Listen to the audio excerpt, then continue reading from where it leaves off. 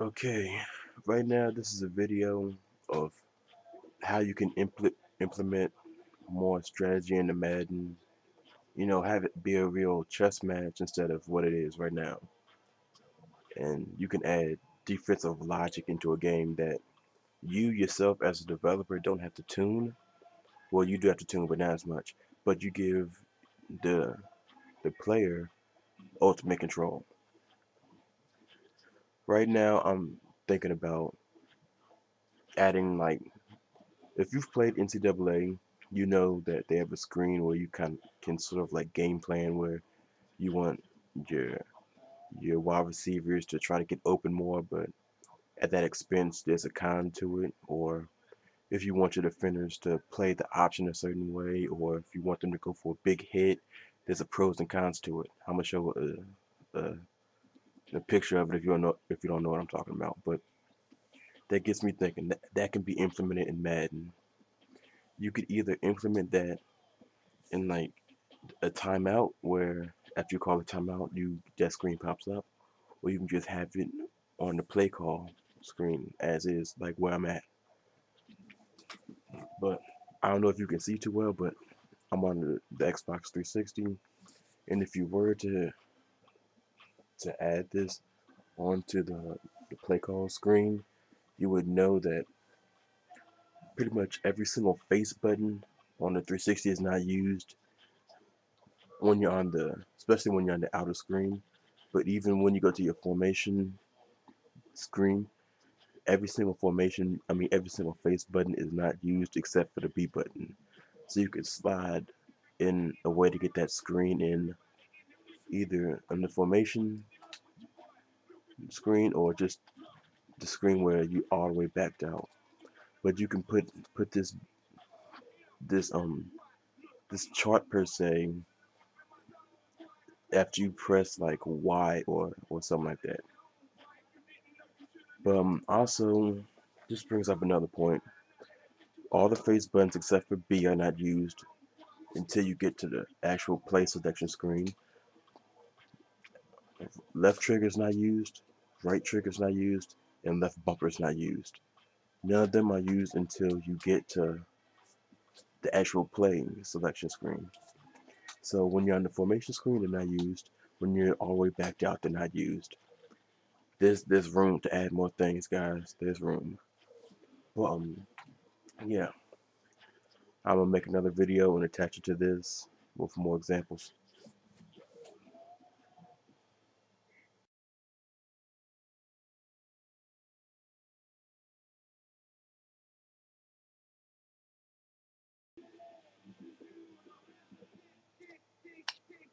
Okay, take a look at this play. Right now I'm in practice mode trying to find some new blitzes in Madden, but this is something I want you to pay attention to. Okay, I'm just taking Vic and just BSing around. And this pretty much got me thinking about something. It's in every defensive strategy.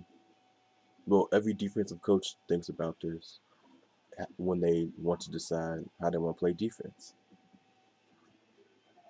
It's who is the force player when the quarterback looks like he's about to scramble. And for my high school and my college, it was the outside linebacker because he played the flat zone in our cover three coverage. In our cover two, it was the corners.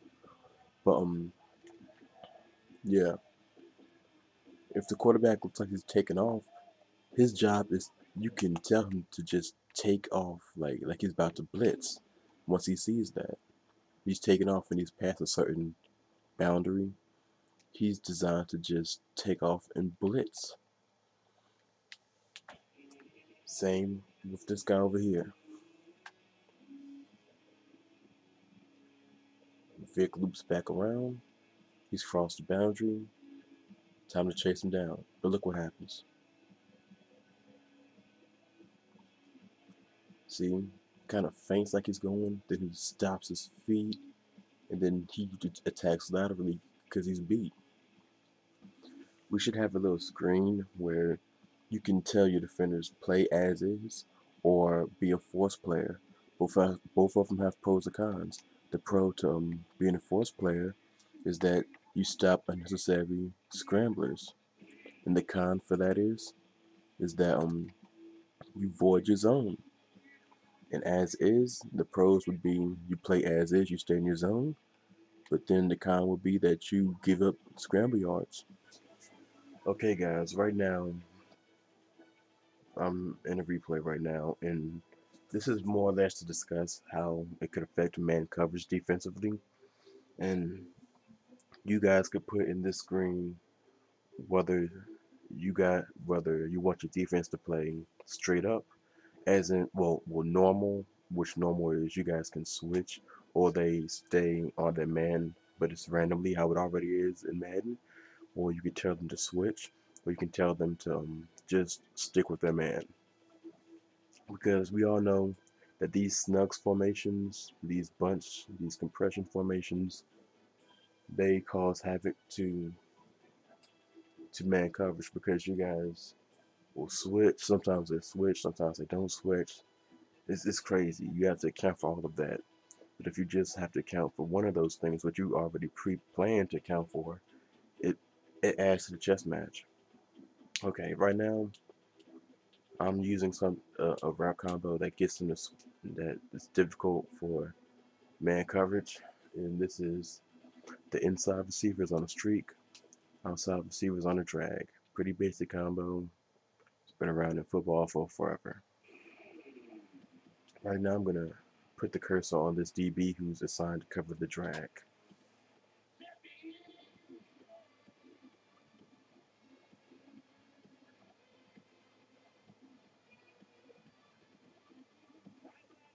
Okay, as you see, he gets burned pretty bad.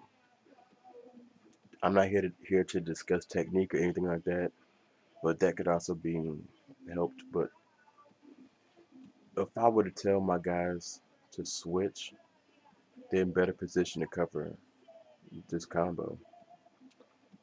I know Curtis Lofton right here. He's just standing here, kind of not doing nothing because he's on the running back. But if my two guys were to switch, he's in good position. Well, he's in better position to cover the drag, and my man right here, he's in better position to cover the streak. And also, the pros and cons with this would be the pro would be if you were to switch, that you guys are better positioned when switching. The con would be is that there's sometimes well like they can get caught on switches and they sometimes can get confused.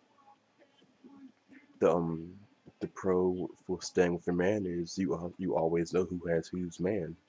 The con would be sometimes you get caught in bad positions, and you could also leave it as is where it's sort of random.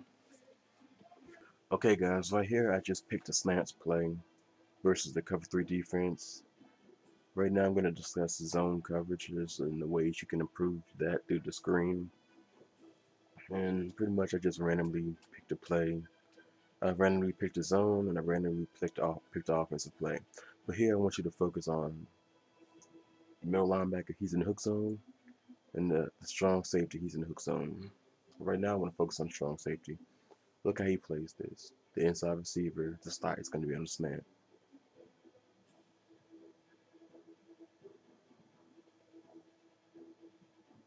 And the slant follows behind it. And look how the middle linebacker plays it.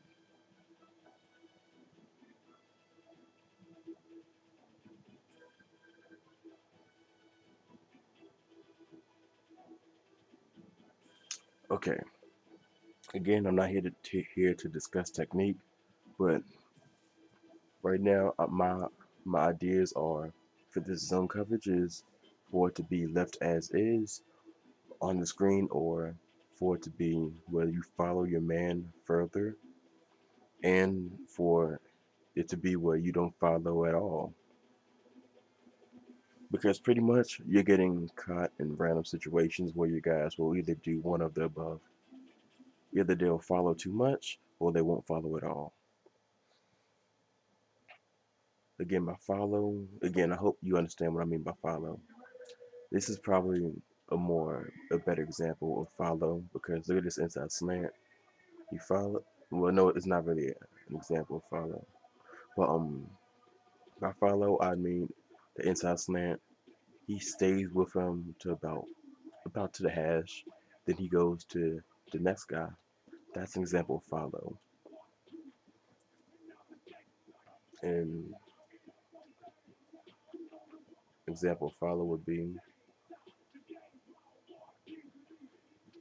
he stays with that that slant right there further in than he does right now. But yeah, that gives you more control of your defense and it adds to the chess match because you know what you guys are actually doing.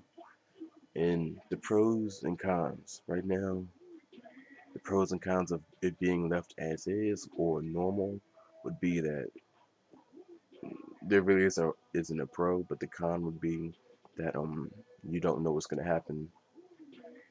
You don't know which way you guys are gonna go. But the pro to follow is that that you guys are sticking with your man more. But the con would be is that you're somewhat voiding your zone. That you're running further out of your zone. And the pro to staying where you are is that you're not voiding your zone. You're always going to be in your zone. But the con would be is that you're not going to follow some routes. So in this video, we've talked about the play call screen, how it's not being used even close to its potential. We've talked about man coverage, just how this screen could be used for man coverage, as in switching, non-switching, staying as is. We've talked about how the screen could be used for zone coverage, as in stay as is, or you follow the guys in this follow outside your zone more, or you could not follow and play a strict zone. So I don't really have any ideas offensively. Pretty much the only way you could use the screen offensively is tell your receivers to sit in zones or whatnot, but I think that's a little too advanced for this technology. But yeah, that's pretty much what this video is talking about, and hopefully there's enough time, seeing as it's March, as to get this into Madden 12. If not, hopefully this could be a Madden 13.